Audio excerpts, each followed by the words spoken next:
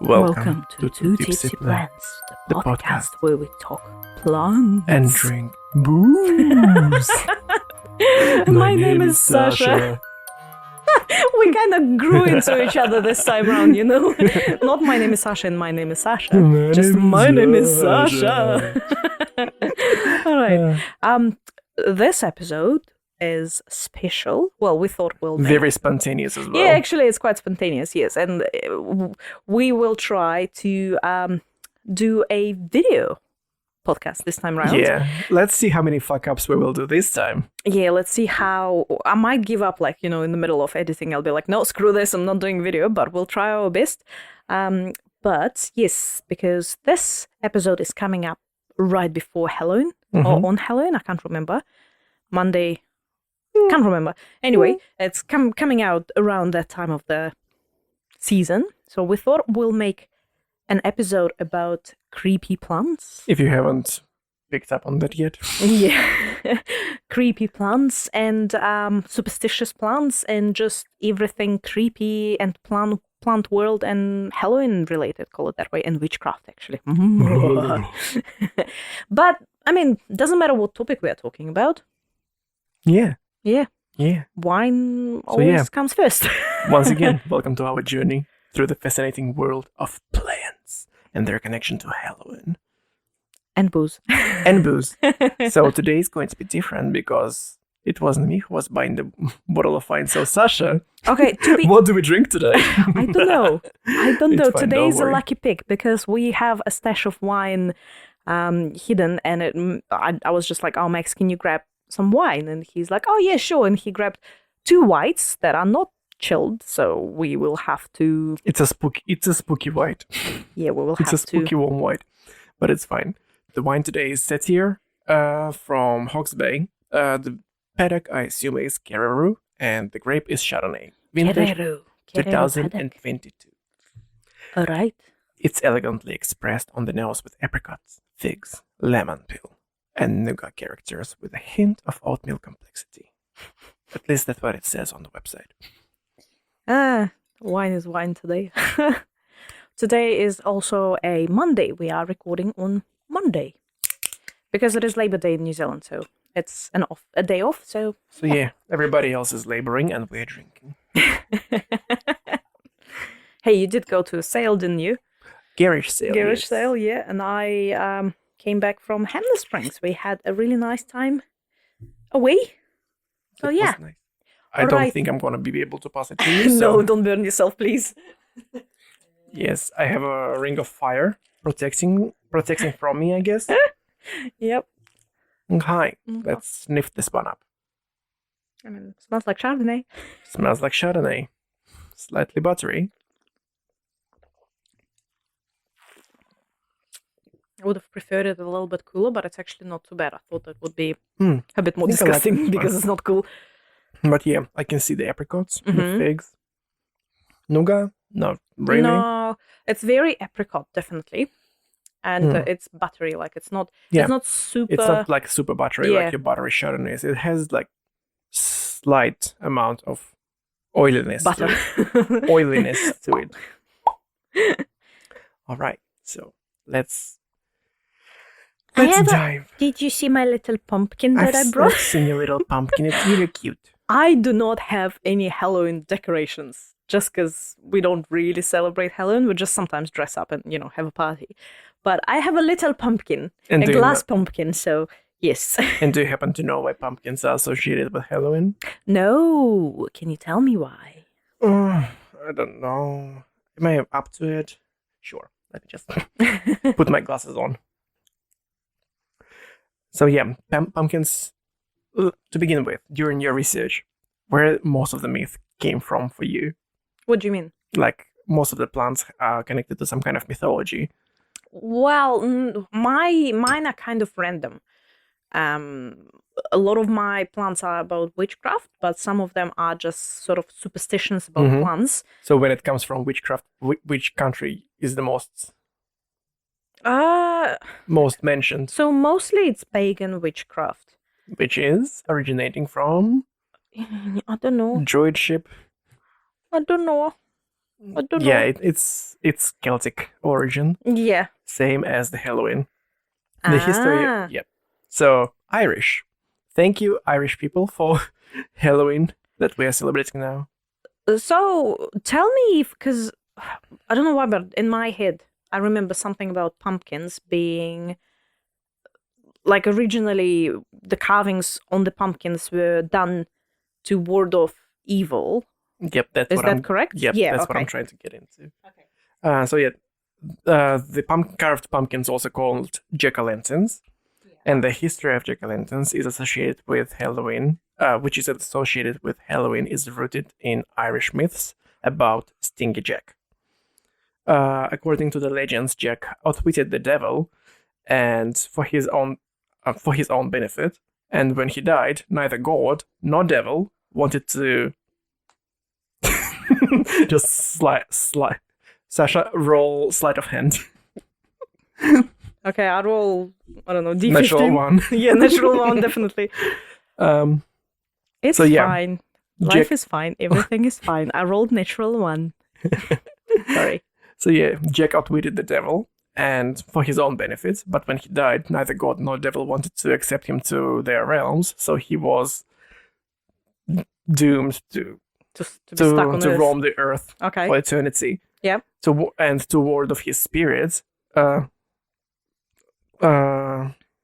Irish began carving demonic faces on vegetables, not pumpkins, like just vegetables. It started with turnips and like courgettes and stuff, but when they brought it to America, the most readily available fruit was pumpkin. Yeah. Pumpkin, where's my pumpkin? And now we have a jack-o'-lantern pumpkin as a thing. But yes, they also put candles inside their vegetables, so it looks creepy. Nice. Yeah, I thought I knew that, but I couldn't remember quite the whole story. But thank you. That's very interesting. It's always good to know origins of different things. Yeah. So it's originated in Ireland. older Ireland. Yeah. It's a Celtic festival known Samhain. Some. I think so. Pronunciation. Sound. Is that correct? Sound. Sound. Okay. Sound. So it's sound. Wow. It sounds to be sound. All right. That's interesting. Thank you, Sasha. Thank you, Sasha. Thank you, Sasha, for listening. Thank you, Sasha, for educating. Thank you, Sasha, for reading. Yeah. Let me see something. Okay. Cool. So I have one myth that so apparently it's a superstition about plants, but I actually have a science to back this superstition up with. So apparently plants above ground crops during waxing moon and below ground crops during waning moon. Waxing, not waxing. No, there's waxing and there's waning. Like waxing as like peel your hair off you. I think it's vex, not wax. Like waxing. That's what I'm saying, waxing. No, but all good. I'm just being. You're just being a butthole, yes. Yes, I'm just being a penis. I'm just being a Richard. So apparently that's superstition, and the common belief is the moonlight increases or decreases each night, affecting which plant part would grow best.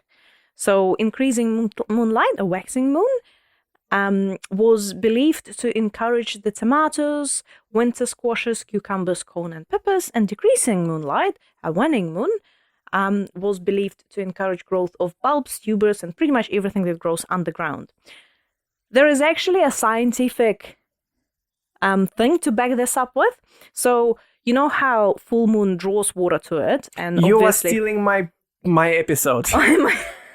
Well, you can always add to it. Okay. But it's just, I found it funny because like I found this and I'm like, well, actually, it is backed by science that the full moon draws water and new moon doesn't. Well, the distance of moon to Earth is resulting in tides, and different phases of moon results in keen tides. Yeah. And whatever is connected to your ocean is connected to your groundwater as well. Yeah. So when moon is closer, it's pulling the groundwater closer to the surface, so your fruit is going to be a bit more ripe. Well, Like hence- yeah, you hen- would not harvest your, for example, spinach during the daytime because it's going to be wilted. Like it's just an analogy. Yeah. And you would harvest it during the nighttime. It's going or evening time. It's going to be more crisp. Yeah. And that's the same idea behind harvesting on With moon, With like the moon, different phases of moon. Yeah. But also, like, I understand why planting your plants with waxing moon, like above ground plants, you will have more water to it, so the plant is well watered. But then whatever is underground, it doesn't really like to be in sogging wet water. So hence, on a waning moon, you can actually. Is it making too much noise? It's okay. So on a waning moon, it just sort of makes the ground less wet. Hence, all your roots plants are doing much better. So what made me think about this topic is vineyards and their approach. You know different approaches of vine growing, not wine growing. There is like regular. Well, vines make wine. Yeah. So there is a regular vine growing approach, like fertilizers and everything, and then there is organic, which does not. There's what is it called? And there is a biodynamic. Biodynamic, yeah, that's which right. is very much like witchcraft, wizardry, everything moon related, and like. So do they take all the aspects? They take all the moon aspects into consideration while they are like harvesting, while they're pruning, while they are like it's everything. So what is biodynamic actually? It is it's based on teachings of Australian philosopher Rudolf Steiner. It's a holistic approach that views the vineyards as a self-sustaining ecosystem where all elements are interconnected. So they would never use any kind of fertilizer or pesticide in order to fertilize their soil. They would just recycle whatever the clippings they are, unless they're diseased, then that will be burned. I guess they'll also use like sheep for... They would use sheep manure, composting. Yeah, but I mean, even the sheep for like helping them take off all the dead leaves. I actually found it really cool how like you can use your stock to do that. Yeah, they will use sheep for like because they would plant something in between the grape rows. So in order to maintain the height of it, sheep will be grazing. It's like free lawnmowers. And in order sheepies, not sheeps. sheeps, not sheeps. In between the wine rows, nice. And in order to get rid of pests, sometimes they would just use like high potent teas to ward them off. Yeah. To be very honest with you, I've only tried a couple of biodynamic wines with you. Can't remember if I was impressed or not. So probably wasn't. It's really hard to find biodynamic wines that are very shit, to be honest, but they do have their special earthiness. It's very hard to find wine that is very shit in New Zealand, so, you know. Clean skin. Well, I mean, clean skin is your Australian lottery. Anyways, yeah. It's a lottery, so yeah. Yeah. And yeah. Cool.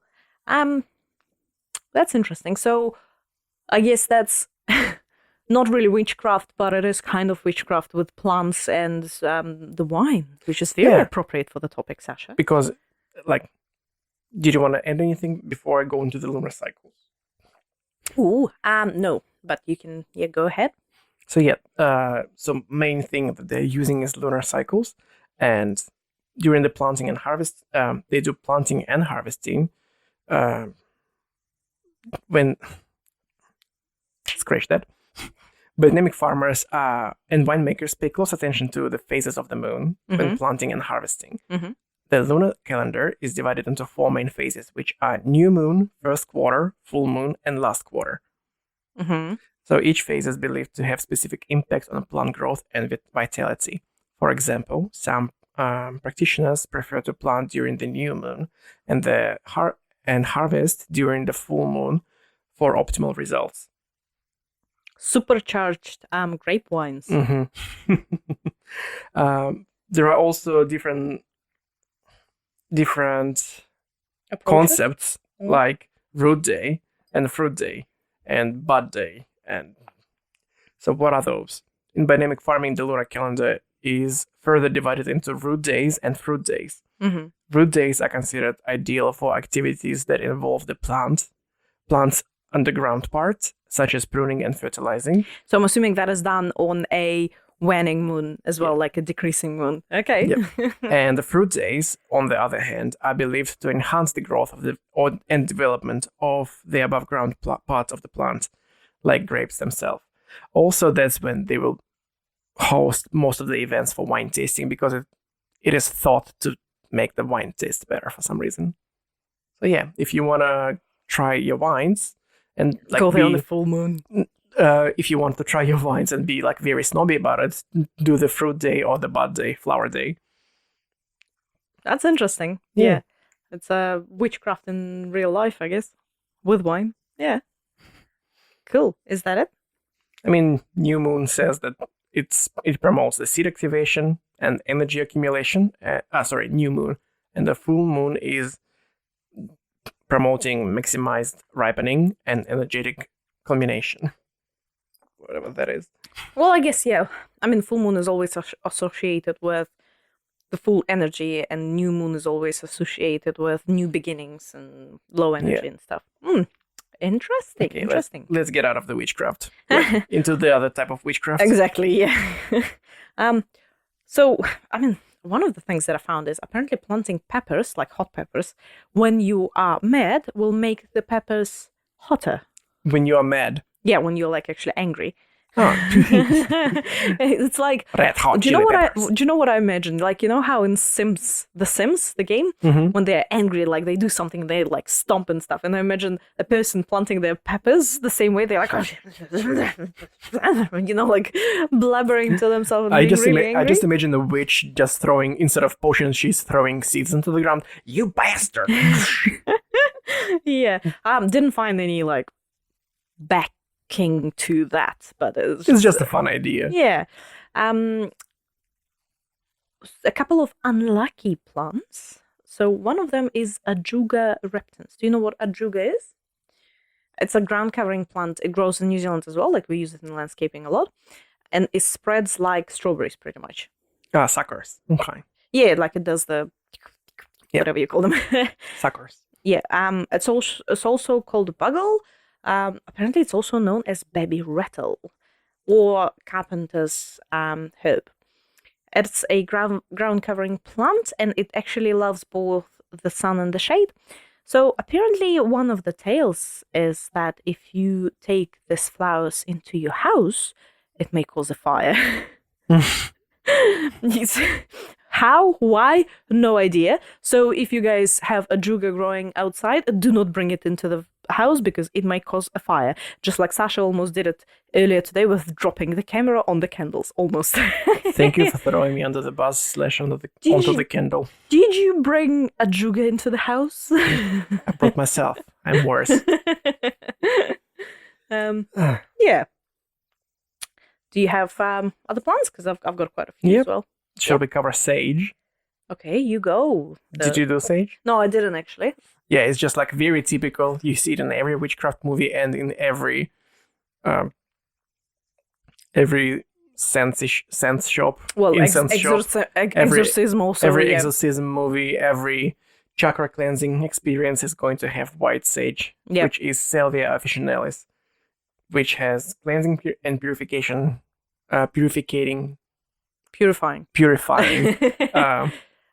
Not effects, properties to it. Yes, thank you, Sasha. I'm actually having more wine than you are, and I'm doing slightly better. Maybe that's why, because it helps you. And yeah, it originates in Europe and the Mediterranean and North America. It is used in rituals clearing negative energy. So yeah, usually people use it in all the American or in like TV series. They just light it up and just go through the house and make ghosts cough. I don't know. I once tried to do it with just normal sage, not your It white smells sage. like weed. Exactly. So once I tried that, I'm like, no, actually, I think there is a reason why people use white sage and not just normal sage. I think there for is this a sort reason of why things. ghosts don't want to stay in the house after the saging, because it smells like shit. Does it? Well, I think so, but maybe the ghosts do the same. I can't remember what it smells like. Yeah, and in Russia, you can have the bundle of sage and put it in the corners of your house, which will ward off The evil evil. spirits as well. Evil. Mm. And spiders. Shalfei, that's sage, isn't it? Yeah. Okay. I couldn't remember what it is in Russian. Mm-hmm. Yeah. Yeah, Right. there is that. Sticking to that same sort of group of plants, sages and stuff, rosemary. Oh. So Apparently it helps people grow their hair these days if you make Does it? rosemary water Ah. and spray it on your head. Don't spray it on your palms. on your pants. I think we are quoting Chewbacca way too often. Yeah. So yeah, rosemary. In Middle Ages, apparently it was hung at the doorways to ward off evil spirits. Again, I think everything that is smelling slightly on a potent side is warding off evil spirits. yeah. Well, rosemary smells nice though. And then obviously it is still used to this day. It is still used to be thrown into the grave or to put onto the coffin. For when you are saying goodbye to the person, because it shows that the person will not be forgotten, which makes it very interesting, because also rosemary is used in witchcraft, which And in cooking. and in cooking, yeah, obviously, and apparently rosemary helps with your memory. And it is used with related memory witchcraft and stuff. So it kind of all relates, how like you would put it on in someone's grave or into someone's coffin, saying that you will not be memory, forgotten. Yeah. And obviously today it is used as a very, very lovely herb. I love rosemary. I love rosemary too. Can you imagine if they used rosemary and thyme for the burials, and then like accidentally the coffin ends up in a hot spring and it becomes a nice soup? This is a very creepy episode, eh? It's true. By the way, have you heard about it? About the Victorian, what is it? Victorian punch, I think it is, or something. Is that people? It is what we have talked about. So they would put people in sarcophagus and Make a soup out of them? they would embalm them, like, and then a bit later, some time passes, and they put the straw in, and apparently it had interesting notes to it and flavor. So they had to put fences around the not mausoleums or sarcophaguses. What do they call it? Those in every old time movie you see there is a coffin and there is a house around it. Mausoleum? Well, I'm thinking that's a mausoleum, isn't it? Maybe. Yeah. It's fine. So mausoleum. So they had to protect it, not Because people will go and yeah. They try not to protect the life from the dead, but dead from the living. yes. Well, It's as they creepy. say, Why people are so creepy? well, as they say, don't be afraid of the dead, be afraid of the living. Mm-hmm. Oh, Yeah. cool. Do you have a plant to Yes. hit me with?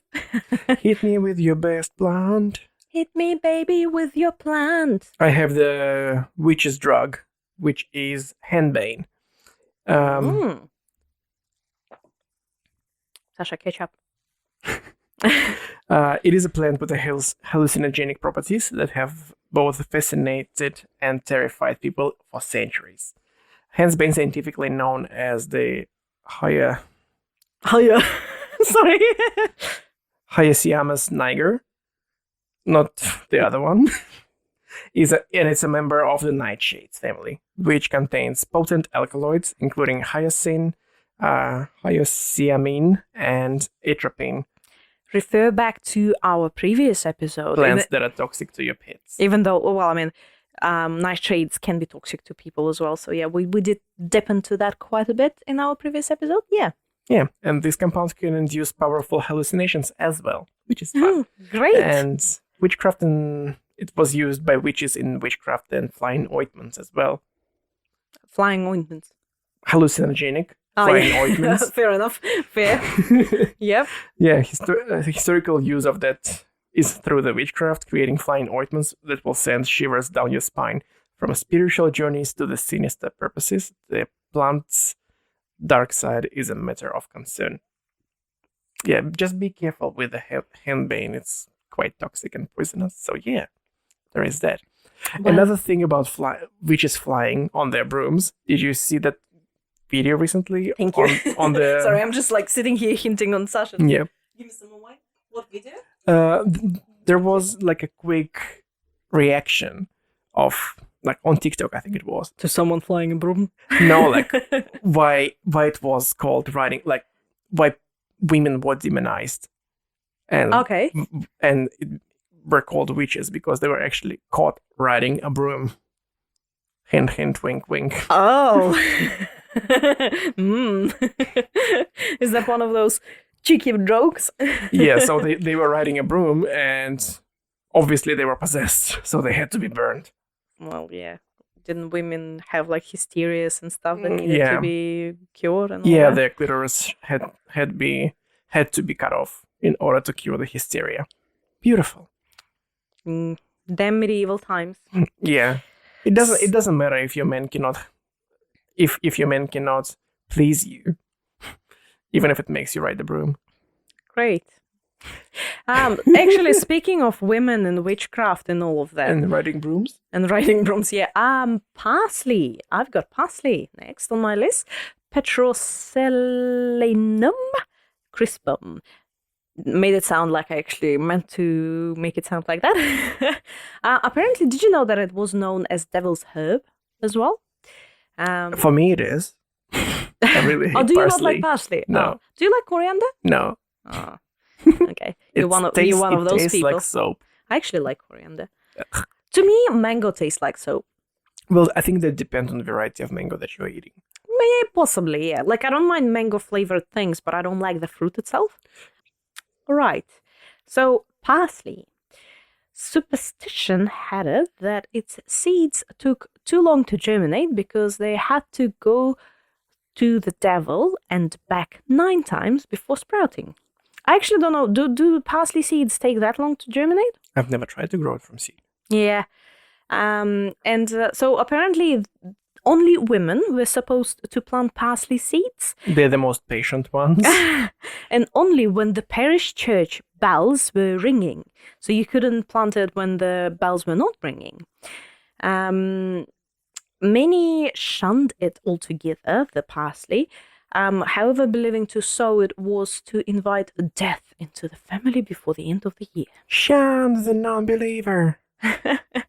So, old witches prescribed the eating of parsley thrice daily for 3 weeks if a pregnant woman wished to stop being pregnant. Apparently. Stop being pregnant right now. So, yeah, and apparently placing a sprig of parsley on your forehead was considered a fail-safe headache cure or hangover preventative. Like, devil's herb, or might as well clear my hair, my hangover with it. Stick it on your forehead. Yeah. But yeah, I mean, it's interesting because I never knew that it takes that long to germinate for parsley seeds, but maybe I didn't know it takes that long to cure a hangover. But also, like, once you have parsley in your garden, you can... You have it. Yeah, you just have it, exactly. So, because it produces 1,001 seeds. Yeah, it self-seeds like crazy. Yeah. Yeah. So, yeah, that was my segue into, women and witchcraft and parsley, the devil's herb. My next herb is Earl, is enchanter's herb. Which is herb, which is vervain. Oh, yeah. Yep. verbena scientifically known as Verbena officinalis. Have we spoken about it before? Have we spoken about the meaning of the word officinalis? You can get it in the shops, I think. As in, it was used. I think because you can grow it, it was sold in shops. I think that's what officinalis mean. I think. Yep.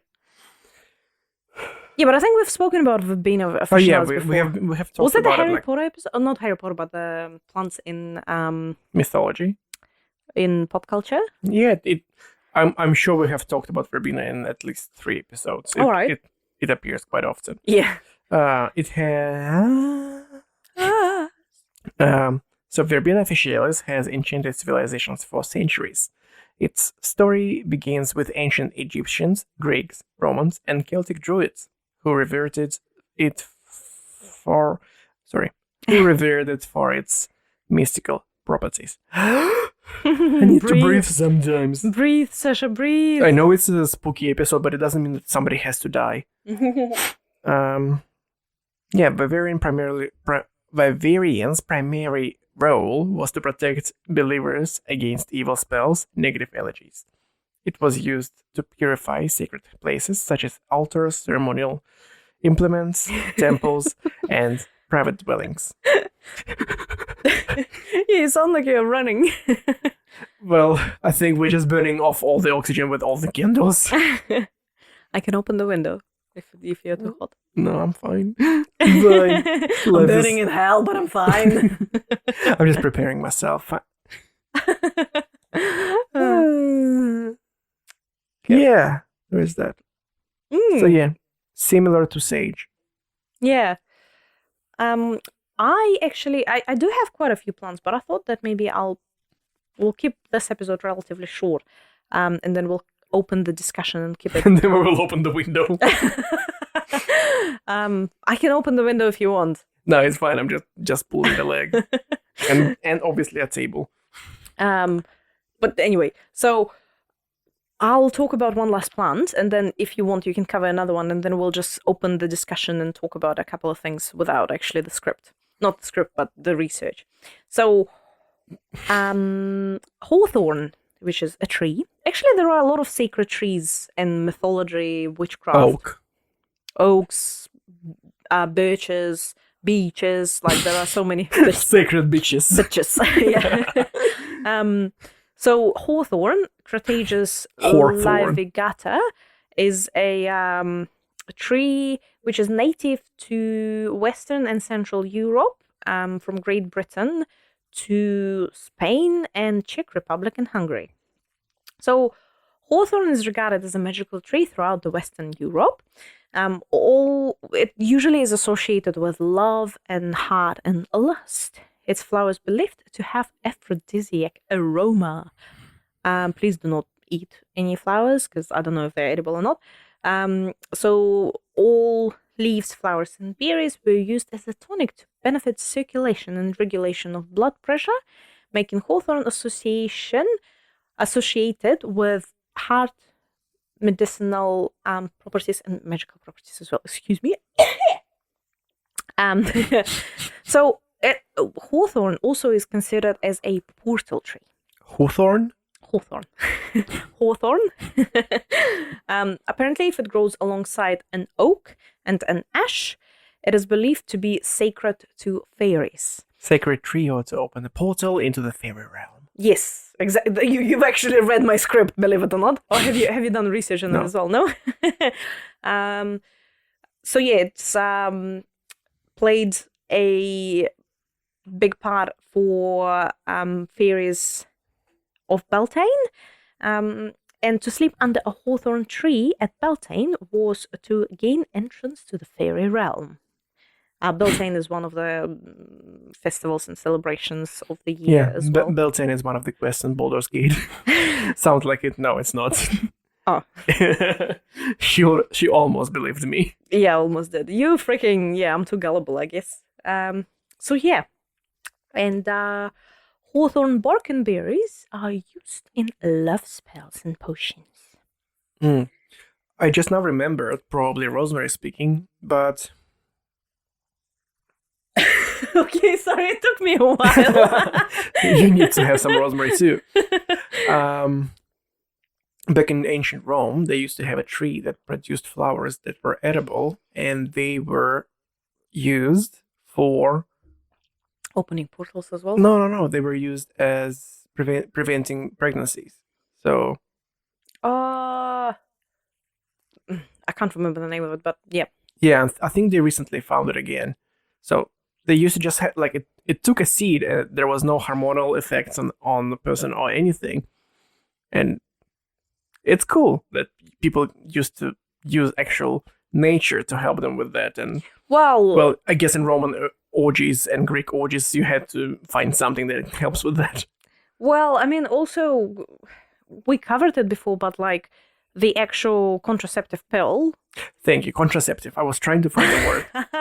The contraceptive pill that like women take today was derived from yams. Like the actual compound was derived from yams, which is another plant as well. Potato. Yeah. Would you like to cover another plant, or would you like to open the discussion? I would like to open a bottle. A bottle. I would like to open a bottle. Did you say a portal? No, I said a bottle. A bottle of wine. A bottle of water.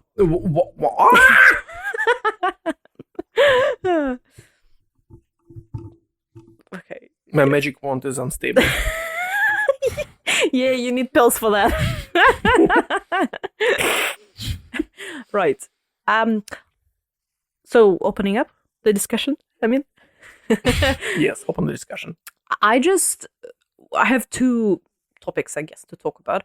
One is the superstitions related to plants. Like I know a couple that come from like, you know, where we are from. But also another one is the plants that are associated with like witchcraft and Halloween and stuff. What are you doing? Sneak attack. Are you trying to open the window? Dude, I offered you to open the window like ages ago. Now just do the, just open the, yeah. Oh my god, the whole thing is shaking. Did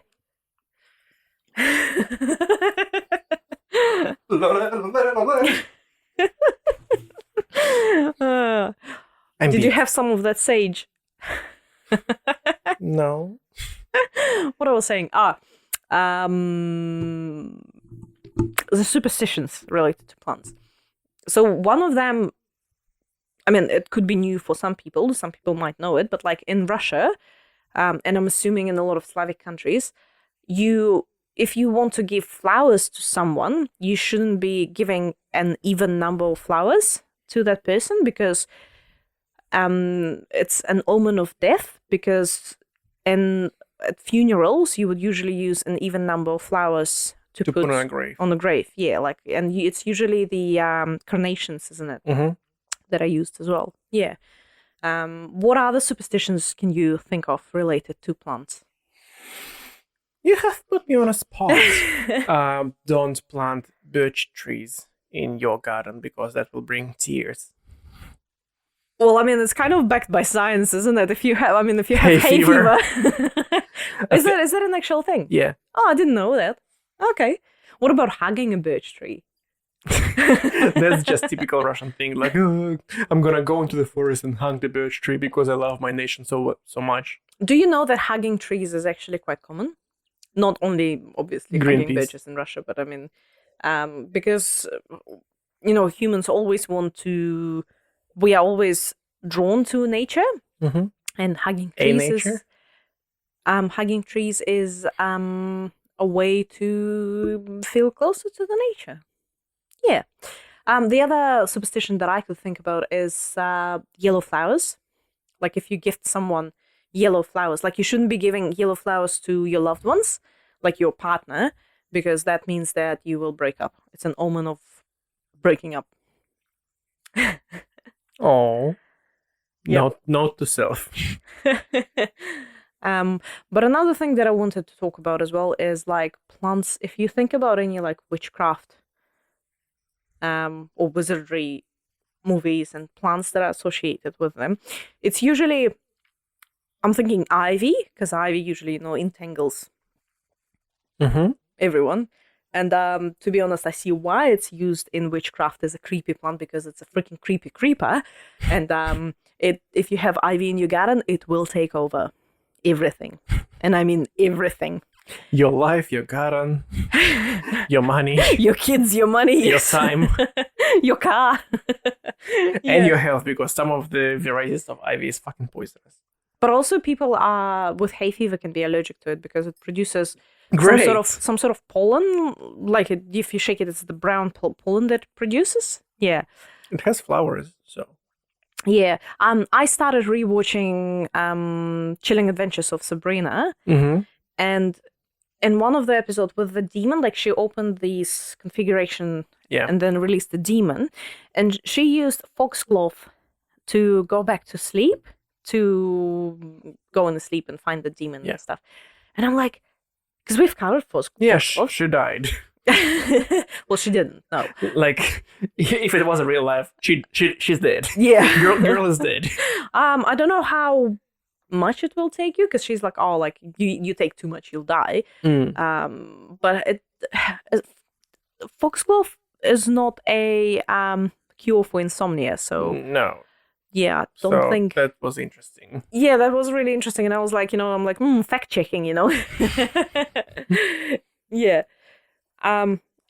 And actually both in the Chilling Adventures of Sabrina and the Harry Potter mandrakes were used. Yeah. And we've actually covered that before as well. Yeah, in completely different sense, though. Like in Harry Potter, it was screaming herb, whereas in Sabrina, it was a body double, essentially. Well, yes and no, because see, in Harry Potter, it was a human-looking like herb. Well, it looked like a human and it was screaming. It's the kids, neighbors' kids. I mean, not them were screaming. It's neighbors' kids. Mandrakes. No, because Sasha opened the window a little bit and we could hear neighbors' kids. Yeah. What was I saying? Oh, yeah, because Mandrake looked like a person and was like, a screaming baby. And in Sabrina, it was used as a body double because it looked like a human as well. So you would use Mandrake to make a body double. So it's still kind of related, and it was kind of... Just use bloody clay. But then it won't move. It's not... What do you mean? Every magical movie uses clay, but it kind of results in a golem rather than body double, so... Yeah. That's kind of all that I have. I do have a couple more plants, but yeah. Actually, we might, if you want to, we might finish with orchids. Sure, let's do that, because I have no idea what is the superstition about orchids. I mean, it's kind of, we've already talked about it. So orchids are always associated with fertility and sickness and everything like that. Apparently, the word orchis is derived from Greek word for testicles. Yeah, that was covered in an episode about orchids. Yeah, so please don't try this at home. Yeah. But apparently, if you eat small orchid tubers while pregnant, please do not do it. Please. But this is like the story. If you eat small orchid tubers while pregnant, you'll give birth to a baby girl. But then if your sperm donor eats large ones, the large tubers of orchids, you will give birth to a son. You will give birth to an orchid. Yeah, through your butt. Oh my gosh, it blooms for me. Yeah, but I mean, Poor. wherever you go, wherever you different stories and different folklore, orchids are always associated with like love and lust and fertility and penetration and sex and stuff. Yeah.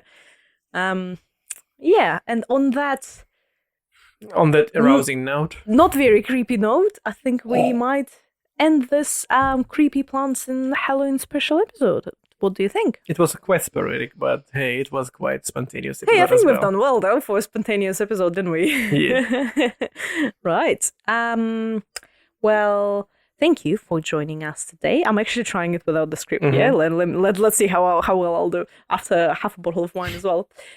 Thank you for joining us today, and talking and listening to our plant-loving shenanigans. I don't know if I'm doing it and right. If you would like to support our podcast, please do share and subscribe and to spread the word. We've gained a few more subscribers last weekend. Thank you, Sasha, for all your lovely posts on Instagram. I mean, and thank you for everyone following. Honestly, episode 15 was just such a spot for all the pictures because all the aeroids are the poisonous plants. So it's like, yes, and they are all spectacular looking plants, so it's quite easy to cover that.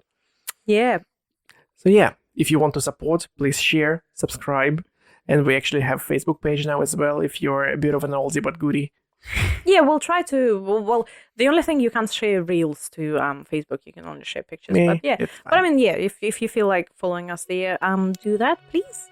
And yeah, so feel free to follow us, and don't forget to spread the word. Keep it green and keep it tipsy. Thank you. Bye-bye. Sasha's out. It's the most wonderful time of the year. Okay, bye.